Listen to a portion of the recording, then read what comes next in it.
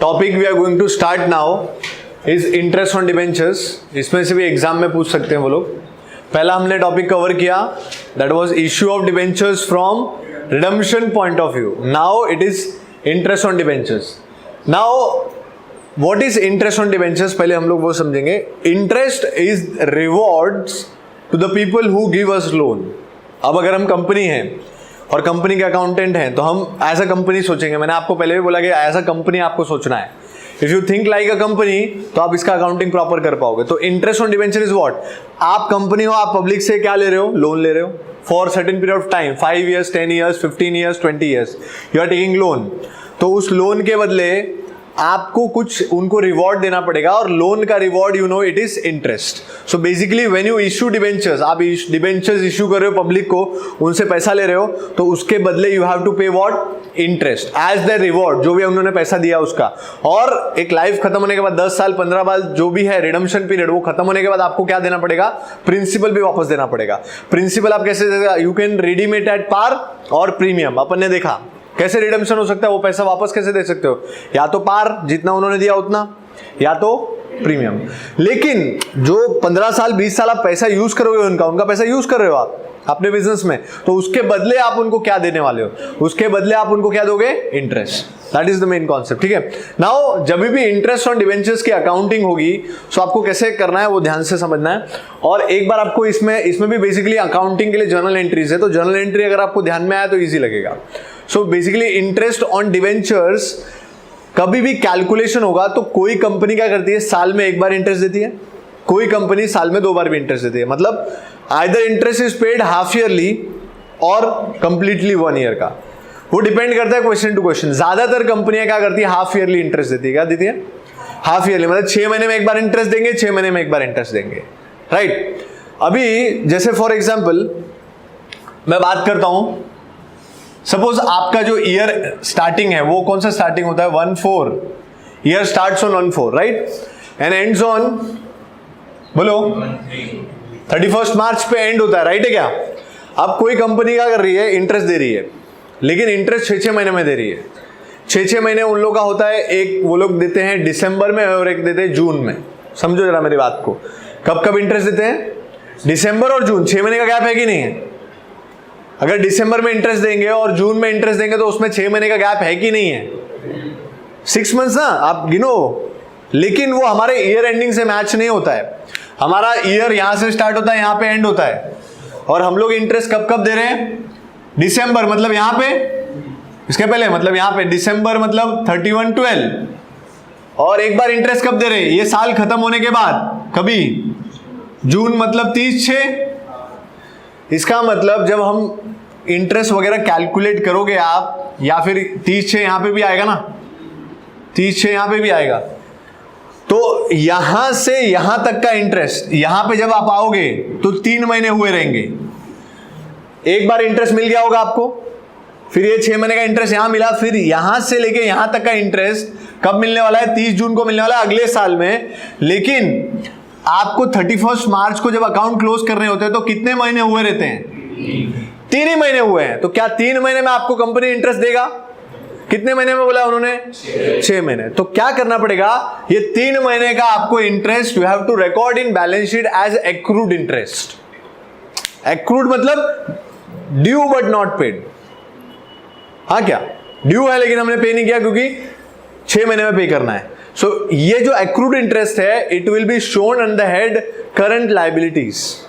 आपने हेडिंग सब हेडिंग पढ़ा है क्या, फाइनेंशियल स्टेटमेंट्स में हेडिंग सब हेडिंग होता है, उसमें हेडिंग सब हेडिंग में आपने पढ़ा है करंट लायबिलिटीज, उसके अंदर क्या क्या आता है, एवरीथिंग, ट्रेड पेबल, जितने भी अदर करंट लायबिलिटीज। तो ये जो एक्रूड इंटरेस्ट है, इसको एक्रूड इंटरेस्ट बोलेंगे। एक्रूड का मतलब क्या होता है, पे करना बाकी। ईयर एंड हो गया लेकिन 3 महीने का हम पे करना बाकी है, लेकिन पे नहीं किया है। क्यों नहीं किया, क्योंकि पे करने का डेट कभी है, 30 जून।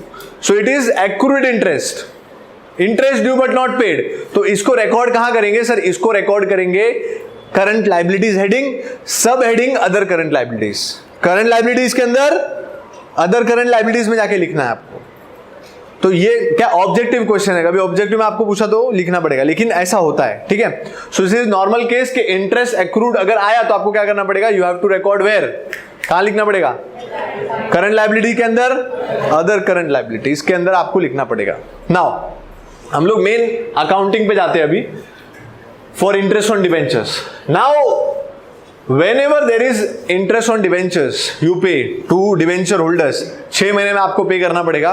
सो जब भी आप इंटरेस्ट पे करोगे, सो सबसे पहले इंटरेस्ट पे करने के पहले you have to record interest on debentures. यानी आपको इंटरेस्ट उनको देना है तो पहले आपके बुक्स में रिकॉर्ड करो कितना इंटरेस्ट देना है. So that is called is recording of interest on debentures.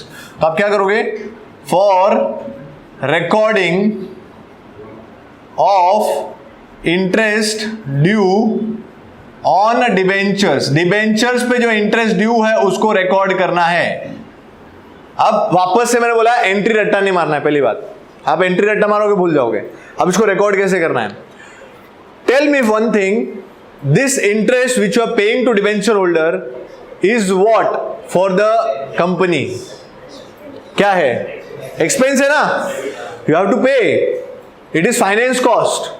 अगर आपको याद होगा थोड़ा बहुत, अगर कैश फ्लो याद है आपको तो कैश फ्लो या फिर आप फाइनेंशियल स्टेटमेंट भी अगर अपन ने पढ़ा होगा, रेवेन्यू स्टेटमेंट, इनकम स्टेटमेंट, तो उसमें था interest on debenture is your finance cost. And finance cost मतलब एक्सपेंस. क्या है वो, expense. So if you record any expense, what will happen, expense will increase.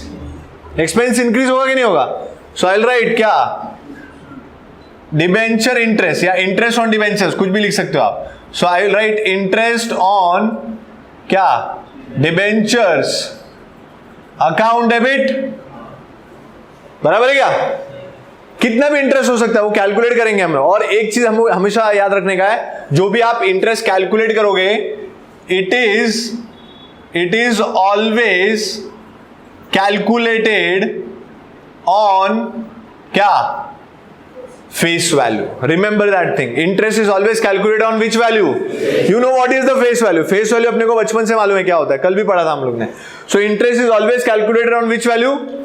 Face value पे interest हमेशा calculate करना होता है. ठीक है. Now अगर हमने इंटरेस्ट ऑन डिवेंचर्स रिकॉर्ड किया, या फिर ऐसा भी लिख सकते हैं डिवेंचर इंटरेस्ट. वो टेक्स्ट बुक में कभी डिवेंचर इंटरेस्ट लिखते हैं, इंटरेस्ट ऑन डिवेंचर लिखते हैं, उससे मतलब नहीं अपने को. Interest on debentures debit, right. Now tell me, ये जो इंटरेस्ट ऑन डिवेंचर्स है वो आप किसको पे करने वाले हो, creditors. Who are the creditors, उनका नाम डिवेंचर होल्डर्स. करेक्ट है क्या. सो अगर आप ये इंटरेस्ट डिवेंचर होल्डर को पे करने वाले, तो आपके लिए डिवेंचर होल्डर लाइबिलिटी बन रहे हैं, because you need to pay them. तो आपको क्या करना पड़ेगा, यहां पे लिखना पड़ेगा टू डिवेंचर होल्डर्स. क्या लिखना पड़ेगा, टू डिवेंचर होल्डर्स. क्यों डिवेंचर होल्डर्स लिखा मैंने, क्योंकि जैसे ही आपने इंटरेस्ट देने की बात की आपके लिए एक्सपेंस हो गया, लेकिन सामने एक आपकी लाइबिलिटी भी क्रिएट हो गई, क्योंकि you have to pay them. Pay नहीं किया अभी, you have to pay them, आपने रिकॉर्ड कर लिया. तो that is interest on debentures account debit to what, debenture holder. So liability create हो तो क्रेडिट करोगे. And one thing more importantly is, जो भी आप इंटरेस्ट पे करते हो वो डिवेंचर होल्डर को पे करते हो. साथ में ये जो डिवेंचर का इंटरेस्ट है वो डिवेंचर होल्डर के लिए इनकम है, हमारे लिए फर्म के लिए एक्सपेंस है, लेकिन डिवेंचर होल्डर के लिए क्या है. तो on that income they have to pay tax. Who, debenture holder have to pay. But अगर उनको मिल गया पैसा तो वो टैक्स नहीं भरेंगे. ये किसको मालूम है, गवर्नमेंट को. पप्पा को मालूम है कि इनको पैसा मिला तो ये पैसा खर्चा करेंगे टैक्स भरने वाले. तो गवर्नमेंट ने एक कॉन्सेप्ट लाया कॉल्ड एज TDS. क्या बोला, टैक्स डिडक्टेड एट सोर्स. क्या बोला, TDS, tax deducted at source. ये फुल फॉर्म है खाली, मतलब नहीं है. TDS मतलब full form tax deducted at source. So now what government told कि ऐसे बहुत सारे लोगों को इनकम आती रहेगी, वो लोग टैक्स भरते नहीं है. So what you do company, you deduct that tax from the amount payable to them and directly pay to us. अंग्रेजी क्या बोला मैंने, क्या बोला, आप टैक्स कलेक्ट कर लो हमारे बिहाफ पे और डायरेक्ट हमको दे दो. कौन बोला ऐसा, गवर्नमेंट बोला. किसको, कंपनी को. क्योंकि अगर ये पूरा का पूरा पैसा मैंने डिवेंचर होल्डर को दे दिया तो वो टैक्स भरने वाले नहीं है. तो आप क्या करो, आप जो भी टैक्स बनता है वो कलेक्ट कर लो, अपने पास रखो और बाद में हमको दे दो. और इसको क्या बोला, tax deducted at source. What is meaning of tax deducted at source, जो भी सोर्स ऑफ इनकम है, जहां से आपकी इनकम की सोर्स आ रही है वही टैक्स काट के रख लो. अभी कंपनी की सोर्स ऑफ इनकम क्या है मुझे बताइए? डिवेंचर्स, कंपनी ना, ये जो डिवेंचर को इंटरेस्ट मिल रहा है, डिवेंचर होल्डर को इंटरेस्ट मिल रहा है, वो किससे मिल रहा है? कंपनी से मिल रहा है, क्योंकि कंपनी ने उनको डिवेंचर्स दिए तो उसमें से वो लोग इंटरेस्ट दे रहे हैं. So basically what is the source of income? Company. अरे आप, अगर आप डिवेंचर्स लेते हो मेरे से, मैं कंपनी हूं, तो आपकी इनकम का सोर्स कौन है? मैं हूं. तो जहां से इनकम का सोर्स निकल रहा है वहीं टैक्स कट जाएगा, तो आप टैक्स अवॉइड नहीं कर सकते. आपको टैक्स भरना ही है, मतलब आपको भरना नहीं है, कंपनी भर देगी. और क्या होता है, अगर गवर्नमेंट क्या करती है, इंडिविजुअली आपको टैप करने जाएगी तो बहुत टाइम लगेगा. अभी इतने सारे डिवेंचर होल्डर है एक कंपनी के अंदर, company limited in numbers, but the people who are debenture holder are large in numbers. उनको कैप्चर करने में बहुत टाइम लगेगा, कौन भर रहा है कौन नहीं भर रहा है. इससे अच्छा कंपनी क्या करती है, सीधा सोर्स, कहां है इनकम का सोर्स, वहां पहुंच जाओ और वहीं रेगुलेशन डाल दो कि आपको टैक्स कट करके उनको पैसा देना है. आपने सुना होगा बहुत सारे लोगों को सैलरी वैलरी मिलता है तो कट कुट के इतना मिलता है, ऐसा बोलते हैं क्या? तो क्या कटता कुटता क्या है? यही कटता कुटता है, टीडीएस कटता है. क्यों? क्योंकि टीडीएस नहीं काटेंगे तो ये लोग जिसको भी सैलरी आ रही है वो टैक्स भरेंगे मालूम नहीं, और गवर्नमेंट उनको कंट्रोल भी नहीं कर पाएगा. प्रॉब्लम वहां पे. तो इतनी बड़ी कंपनी है, उसको कंट्रोल करना इजी है. क्या आप पेमेंट करने से पहले क्या काट लो, कहां से काट लो? जो सोर्स है, company is the source, you deduct tax from there only and you deduct, keep it with yourself and treat it as a liability. जब हम लेने आएंगे तब हमको पे कर देना. मतलब क्या, एक और आपकी लायबिलिटी बनेगी, दैट इज टीडीएस पेएबल. क्या बनेगी? मतलब जो interest, suppose interest is 100 rupees, calculation करेंगे हम बाद में, इंटरेस्ट इज 100, उसमें से 10% टीडीएस है. कितना? 10%. मतलब जो पब्लिक को इनकम हो रही है वो 100 रुपीज हो रही है, करेक्ट है? उसमें से 10 रुपया किसको जाना चाहिए? गवर्नमेंट को. तो गवर्नमेंट बोल के रहे कंपनी को, तुम 10 रुपया काट के अपने पास रख लेना, हम जब आएंगे तब हमको दे देना. तो 10 रुपया काट लिया, मतलब टीडीएस कितना हो गया? 10%, 10 रुपीज. तो डिवेंचर होल्डर को कितना पे करेंगे हम? 90. अब ये जो 10 रुपया उन्होंने काट के रखा है, ये कंपनी की इनकम नहीं है, कंपनी के लिए अभी भी ये लायबिलिटी है. क्यों? क्योंकि गवर्नमेंट जब आएगा तो क्या करना पड़ेगा? Company will pay to government. Are you getting it? What the concept is? This is TDS payable. समझा तुमको? एंट्री क्या है? इंटरेस्ट ऑन डिवेंचर, कंपनी के लिए expense debit, to debenture holder liability pay करना है, और टीडीएस पेबल वो कंपनी पे करेगी किसको? गवर्नमेंट को, at source. That is TDS. समझा तुमको क्या बोल रहा हूं मैं? मालूम पड़ा पक्का? ये एंट्री सबको याद रहेगा. कैसे एंट्री बनी? तो that is called as recording of interest due on debentures. Now second is what you will do, you will pay the tax first. आप क्या पे करोगे? टैक्स भी पे करोगे और डिवेंचर होल्डर को भी पे करोगे. तो क्या करेंगे हम लोग? For payment of TDS, TDS पे करेंगे तो क्या होगा मेरे को बताओ? टीडीएस पे करोगे तो आपकी लायबिलिटी कम हो जाएगी. लायबिलिटी कम होगी तो क्या करोगे? डेबिट. तो मैं लिखूंगा यहां पे टीडीएस, बोलो, पेएबल अकाउंट, डेबिट. और पैसा जाएगा आपके पास से, बैंक का बैलेंस कम होगा तो क्या लिखोगे? To bank account. Are you getting it? क्या करें? यही अमाउंट इधर आ जाएगा. बस यही अमाउंट आपको ध्यान में रखना है. मालूम पड़ रहा है तुमको क्या बोल रहा हूं मैं? फिर उसके बाद you will pay to debenture holders. इसमें कंबाइन एंट्री भी मार सकते थे आप. कैसे? ये दोनों को डेबिट करके टू बैंक लिख सकते थे, लेकिन अलग अलग करेंगे तो भी चलेगा. फॉर किसको पेमेंट कर रहे हैं अभी? For payment to debenture holders. बोलो एंट्री. लायबिलिटी आपकी कम होगी ना, तो entry will be debenture holders account debit to वापस bank. So entry will be debenture holders account क्या? डेबिट. और क्या आएगा नीचे? टू बैंक अकाउंट, क्योंकि पैसा आपके पास से जा रहा है. Are you getting it? मैं क्या बोल रहा हूं? समझ में आया सबको? This is how you will account for interest on debenture. पहले आपको रिकॉर्ड करना पड़ेगा interest on debenture. If you record interest on debenture, entry will be debenture is your expense, company का expense, debentures interest account debit. किसको pay करना है? ये debenture holder. तो डिवेंचर होल्डर लायबिलिटी बनेंगे तो to debenture holder and certain amount of TDS you have to pay to government, which you have to keep aside now and then pay. So now it is liability. तो to TDS pay. Now you will pay both the amounts, that is TDS as well as debenture holder. तो TDS पे करोगे तो TDS to bank and debenture holder को पे करोगे तो debenture holder to bank. It is very simple. आपको और अमाउंट फाइंड करने में दिक्कत नहीं होगी. डिवेंचर होल्डर के सामने जो अमाउंट होगा इसमें आएगा, TDS के सामने जो अमाउंट होगा इसमें आएगा. Are you getting it? एकदम सिंपल लॉजिक है. Now at the end of the year what you will do, you have to transfer this interest on debentures to statement of profit and loss. उसको finance cost में डालना पड़ेगा ना. आपने statement of profit and loss पढ़ा, उसमें क्या पढ़ा कि फाइनेंस कॉस्ट में इंटरेस्ट फाइनेंस कॉस्ट में जाएगा. तो आपको ये जो इंटरेस्ट आपने दिया है वो फाइनेंस कॉस्ट में पुट करना पड़ेगा, मतलब पीएनएल में डेबिट करना पड़ेगा. पीएनएल में डेबिट करने का मतलब अगर आप टी फॉर्मेट लेते हो और पीएनएल में डेबिट करते हो, ये पीएनएल में डेबिट करोगे तो यहां लिखना पड़ेगा. क्या लिखोगे? To interest on debentures. So the entry will be PNL account debit to interest on debentures. ये आप उधर भेज दोगे. Are you getting it? सबको समझ में आ रहा है क्या बोल रहा हूं मैं? So last entry will be fourth for transferring interest on debentures to किधर? PNL. So entry will be, बोलो, PNL account debit to interest on. और you write statement of profit and loss. PNL की जगह पे आप क्या लिख सकते हो?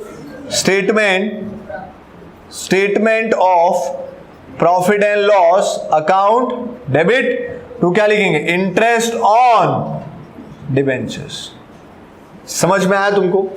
सिर्फ ये वाला अमाउंट आना चाहिए, इधर से ये वाला मिल जाएगा, इधर से ये वाला मिलेगा, और इंटरेस्ट ऑन डिबेंचर वाला अमाउंट इधर है already. Now the thing will be, you have to repeat this entry 2 times in a year. Why? 6 monthly. Interest कितने बार पे करने वाला है? 6 महीने में. 6 महीने में पे करेगा और साल भर का सम होएगा, तो ये एंट्री कितनी बार पलटी होगी? 2 बार. खाली ये वाली एंट्री लास्ट में आएगी, क्योंकि पीएनएल कभी बनता है? ईयर एंड में पीएनएल बनता है. अगर ईयर एंड में पीएनएल बनता है तो क्या करना पड़ेगा अपने को? लास्ट में एक एंट्री मारनी पड़ेगी. बाकी ये एंट्रीज क्या है? 1 2 3 क्या करना पड़ेगा? 2 बार रिपीट करना पड़ेगा अगर साल भर का सम है तो. Are you getting it? क्या बोल रहा हूं मैं आपको? सबको समझ रहा है? पक्का 100%. तो पहला एंट्री बोलो, साथ में बोलना है मेरे साथ. पहला फॉर रिकॉर्डिंग ऑफ क्या? Interest due on debentures. तो इंटरेस्ट एक्सपेंस, तो interest on debentures account debit. 2 किसको पे करना है? Debenture holder. और 2 TDS pay. Now you pay TDS to bank. Now you pay debenture holder to bank and transfer to PNL. You have to remember this, PNL to interest on debenture. Are you getting it? सबको समझा क्या? Very simple. हाँ, कुछ complicated नहीं है, सिर्फ entries याद करना है. और 1-2 मार्क्स का एग्जाम में आएगा, या 4 मार्क का भी आ सकता है. अगर अभी जैसे पूरे साल का बोला तो कितनी एंट्री हो जाएगी? 3 3 6 7 एंट्रीज. लेकिन याद रहेगी तो वो आएगा. That is more important thing. और तुम लोग क्या करते हो? तुम्हारा बहुत खतरनाक दिमाग है, रट्टा मारते हो. और रट्टा मारने के बाद जैसे एग्जाम में पहुंचते हो भूल जाते हो. अरे डेबिट में क्या आएगा यार, शिट, ये याद आ जाए ना बस हो जाएगा यार. एक ही चीज याद आना चाहिए मेरे को, एक लाइन, खाली एक वर्ड कोई बता दे मुझे सब कुछ आ जाएगा. तो तुम रट्टा मार के जाओगे तो ऐसे होने वाला है. समझा तुमको क्या करने का है? चलो लिखो.